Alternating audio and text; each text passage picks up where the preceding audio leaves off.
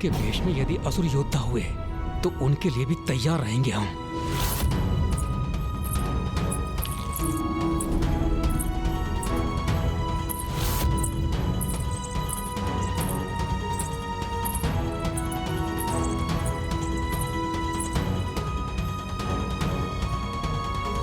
क्या संदेश लाए होंगे ये असुरदूत?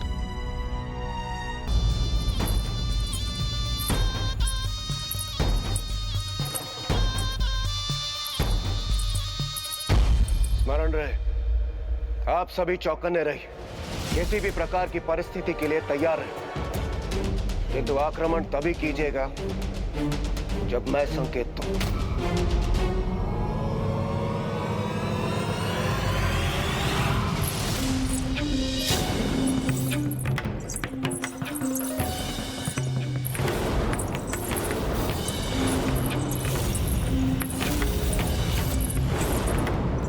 ये तो पायल की छन-छन है। तो क्या असुर स्त्रियां दूध बनकर आई?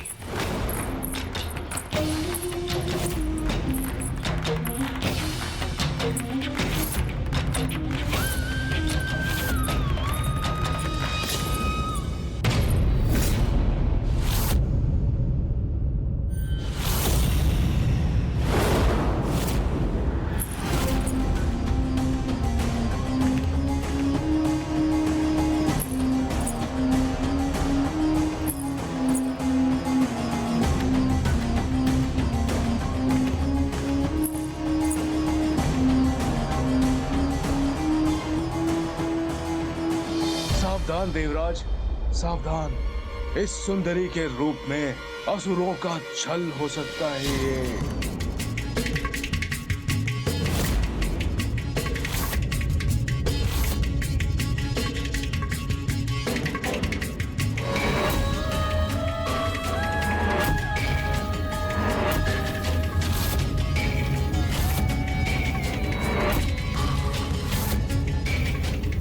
अद्भुत। अति आकर्षक है ये आसुरी दूत। प्रणाम देवराज इंद्र। प्रणाम देव गुरु बृहस्पति। प्रणाम देवगण। ओ, तो आप सभी हैं असुर महानायक की दूत।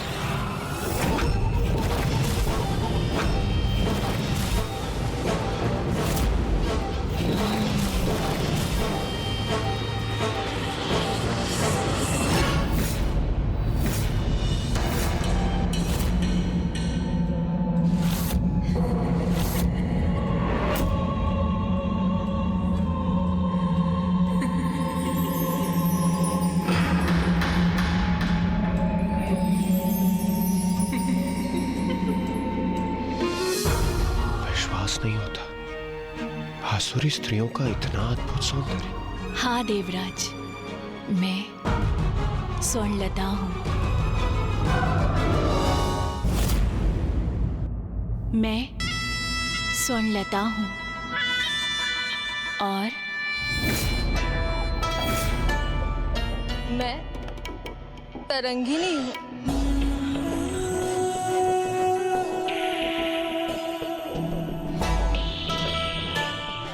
और मैं रजत लता।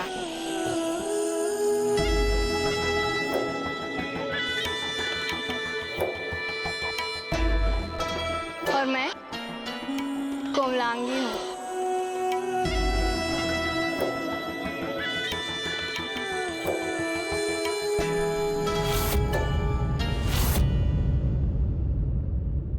हम सभी असुर महानायक शुंभ के दूत हैं।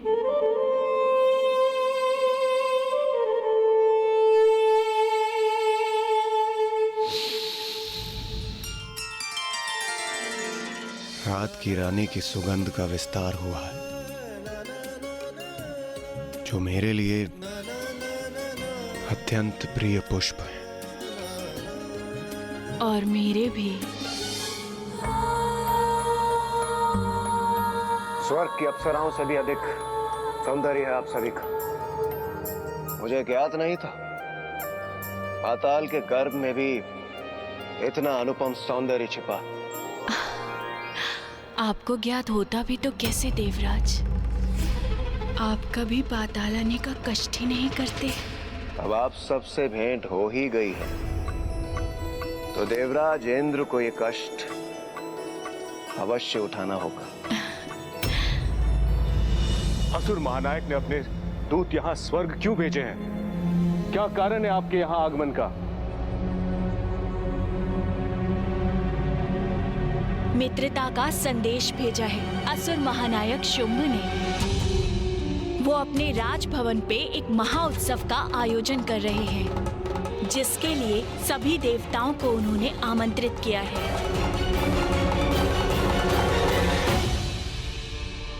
किंतु उन्होंने ये भी कहा है कि हमारी मित्रता स्वीकार कर सभी देवगण हमारे उत्सव में पधारें, अन्यथा हमसे युद्ध करें।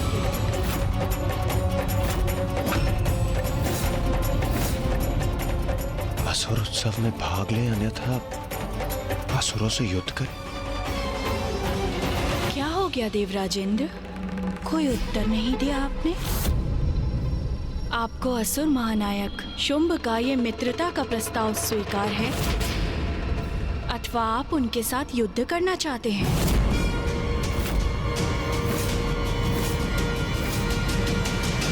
कहिए, हम आपका क्या संदेश लेकर जाएं उनके समक्ष?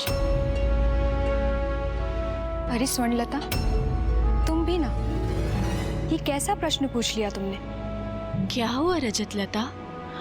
क्या हमने देवराज से कोई अनुचित प्रश्न पूछ लिया? अरे देवराज इंद्र हैं स्वर्णलता, अत्यंत रूपवान, अपनी तेज से किसी को भी मोहित कर लेते हैं। सुकोमल प्रतीत होते हैं किंतु भीतर से अत्यंत कठोर। ये भला किसी से मित्रता क्यों करने लगे? उचित कहती हो रजतलता। मैं तो इनके रूप पर मोहित हूँ, इसलिए विश्वास कर लिया था कि ये हाँ ही कहेंगे। किंतु मैं एक तुच्छ दासी मात्र हूँ, और ये कहा सर्वसमर्थ देवराज इंद्र।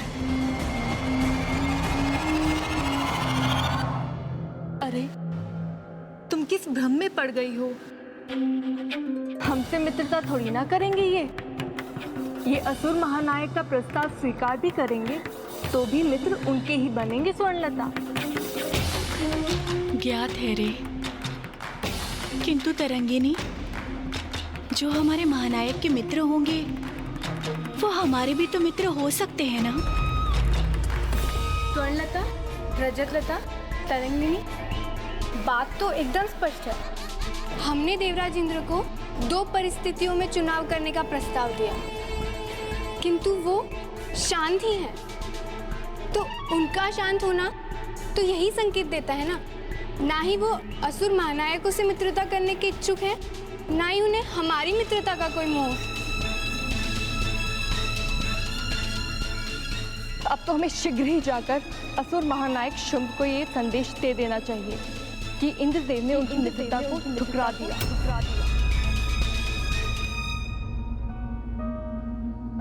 मैं भी कैसी मूर्ख हूँ, भूल गई थी कि देवराज इंद्र वीर हैं, प्रबल प्रतापी योद्धा हैं। वो तो युद्ध ही चुनेंगे, फिर हमारे हृदय में चाहे जो भी आघात लगे, उस आघात की इन्हें चिंता क्यों हो? हाँ, योद्धाओं की रुचि तो युद्ध में ही होगी ना। फिर किसी का हृदय द्रवित हो तो होता रहे। देवराज इंद्र, तो क्या ये आपका निर्णय स्थिर है? क्या हमें निराश होकर लौट के जाना पड़ेगा? देवराज इंद्र,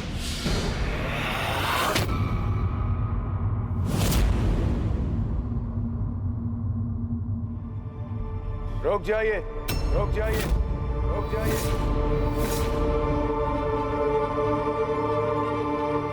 असुरों की मित्रता मुझे स्वीकार।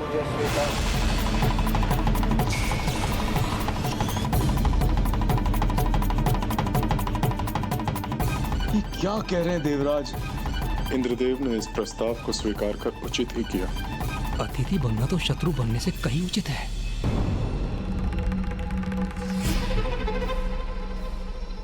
हाँ देवराजेंद्र, आप अनुमान नहीं लगा सकते कि आपने कितनी प्रसन्नता दी है मुझे। मेरे आनंद की कोई सीमा ही नहीं है। मेरी राज्यसभा में मैं भला आपको कैसे निराश कर सकता था?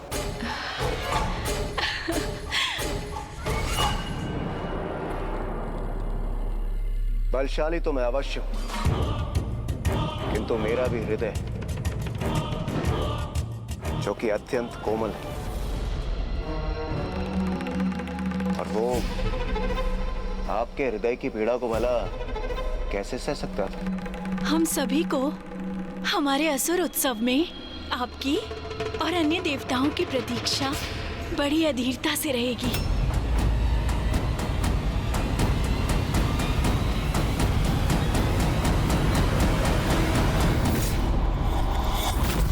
इंद्रदेव ने ये क्या कर दिया?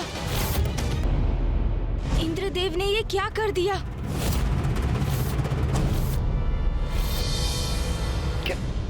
क्या हुआ गणेश? भैया, देवराज इंद्र से ऐसी मूर्खता की अपेक्षा नहीं की थी मैंने। शुंभ के महोत्सव का निमंत्रण स्वीकार किया है देवराज इंद्र ने भैया। निमंत्रण स्वीकार कर ले, वो भी असुरों का? क्यों और किसकी अनुमति से? बिना मुझसे विमर्श किए, बिना मेरी अनुमति के आपने ये निमंत्रण कैसे स्वीकार कर लिया देवराज इंद्र? देवगुरु, इसमें विचार विमर्श करने और अनुमति की क्या आवश्यकता है? जो मुझे उचित लगा वही मैंने किया।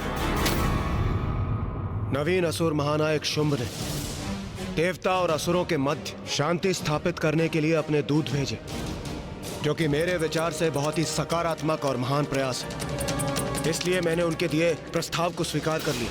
कदाचित आप भूल रहे हैं देवराज, अभी कुछ ही क्षण पहले हम शुंभ निशुंभ और उनके सेनापति की शक्ति का सामना करने के उपाय ढूंढने हेतु विमर्श कर रहे थे। प्रथम पूज्य गणेश जी ने भी आपको स्वयं बुलाकर सचेत किया था कि आप असुरों के प्रति सतर्क रहें। देवराज इंद्र को इतना समझाने के पश्चात भी वो असुरों के छल में फंसते जा रहे हैं भैया। इंद्रदेव को परिस्थिति की गंभीरता को समझना चाहिए। आमंत्रण नहीं, अपितु शुंभ के दूतों द्वारा दी गई चेतावनी थी। हाँ देवराज, मिश्री के गोल में लिपटी चेतावनी थी आपके लिए। स्मरण कीजिए, क्या कहा था उस त्रिदूत ने? मित्रता या युद्ध, दोनों में से एक का चुनाव करो, ये संदेश दिया था असुरों ने। देवगुरु, मैं आपका बहुत सम्मान करता हूं और आपके विचारों और सुझावों का आदर भी करता हूं, किंतु इस समय मैं आपके क्रोध का कारण समझने में असमर्थ हूं। जो देवताओं के हित में मुझे उचित लगा वही मैंने किया, और देवराज होते हुए यही मेरा दायित्व भी है। युद्ध टालना तो बुद्धिमानी है देवगुरु, और जब उन्होंने स्वयं मित्रता का प्रस्ताव भेजा है तो हम युद्ध छेड़कर संघर्ष की स्थिति क्यों उत्पन्न करें? मित्रता, और वो भी असुरों से? क्या देवराज को ये भी ज्ञात नहीं कि असुर, जिनका स्वभाव ही छल और कपट है, वो कभी किसी के मित्र हो ही नहीं सकते? गणेश जी, कुमार कार्तिकेय जी, यदि इंद्रदेव इस उत्सव में गए तो इसका परिणाम अवश्य बुरा ही होगा। आप दोनों को जाकर देवराज इंद्र को समझाना चाहिए। ऋषिवर का सुझाव उचित है, किंतु कदाचित गणेश उसे स्वीकार नहीं करेगा।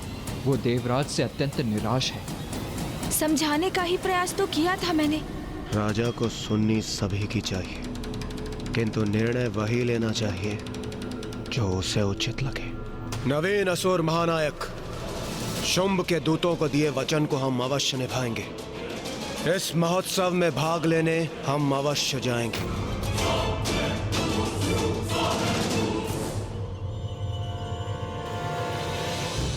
क्षमा कीजिए देवराज इंद्र, यदि यही आपका निर्णय है तो आप जाइए, मैं आपके साथ कदापि नहीं जाऊंगा।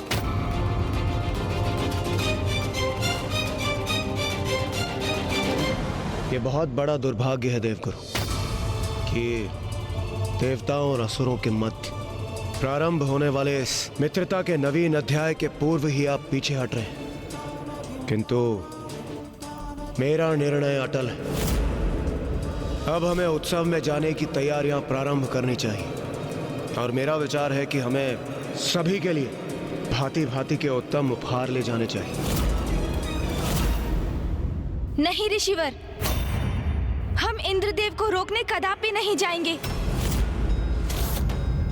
क्योंकि एक सीमा के बाद किसी को कुछ भी समझाना व्यर्थ है।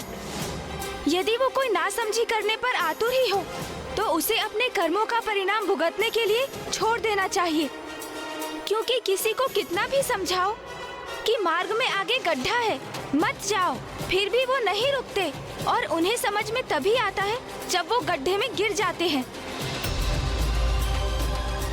और उन्हें अपनी भूल का आभास तभी होता है जब वो उसके बाद उस भूल के परिणाम स्वरूप कष्ट उठाते हैं।